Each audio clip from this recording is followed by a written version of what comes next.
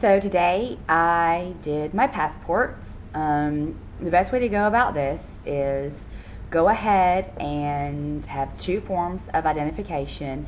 I used my birth certificate and my driver's license. They want a copy of your driver's license front and back, and your birth certificate cannot be a photocopy.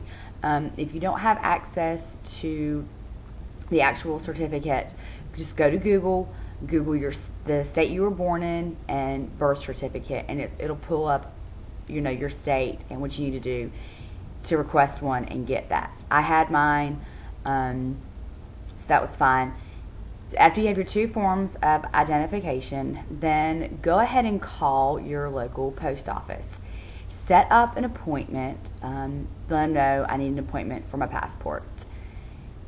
Then you want to do your passport photo. The post office wants $15 for two passport photos. I went to Walgreens and they wanted $6.99 for two photos.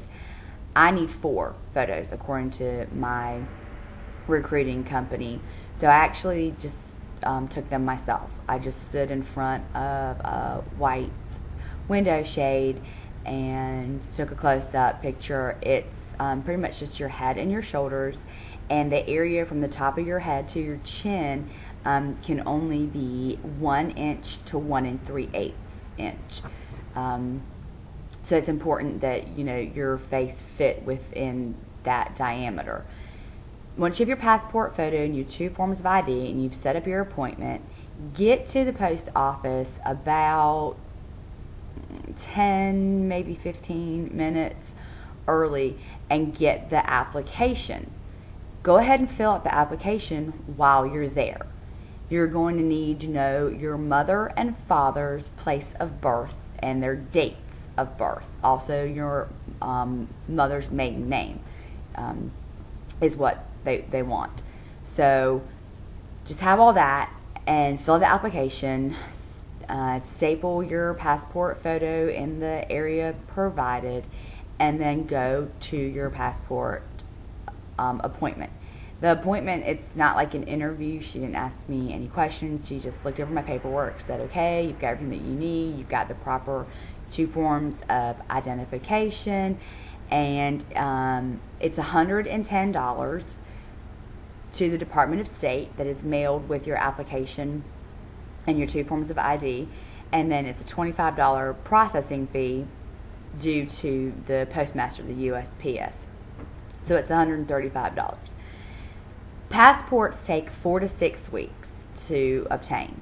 If you want to expedite a passport, it's an additional $60. Expediting your passport means you'll get it in 2 to 4 weeks versus 4 to 6 weeks. If you're like me and you just sent off your FBI criminal background check, there's no point in expediting your passport because it's going to take 6 to 8 weeks to get your FBI criminal background check back. So you would have just wasted $60. You'll have your passport, but you won't have the other forms that you need to travel.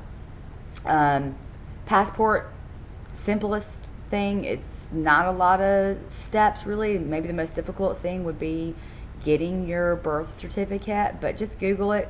Mine pulled right up, and you will receive your birth certificate back in the mail 2 to 3 days after you receive your passport. So you don't need to request more than one. You can just request the one and that'll work. So $135. It can all be done at the post office. They can even take your photo if you want to pay the $15 for the two, or you can do that yourself. There's no point in going and getting the application and then coming home and then going back, for the passport, for them to check over the application and everything.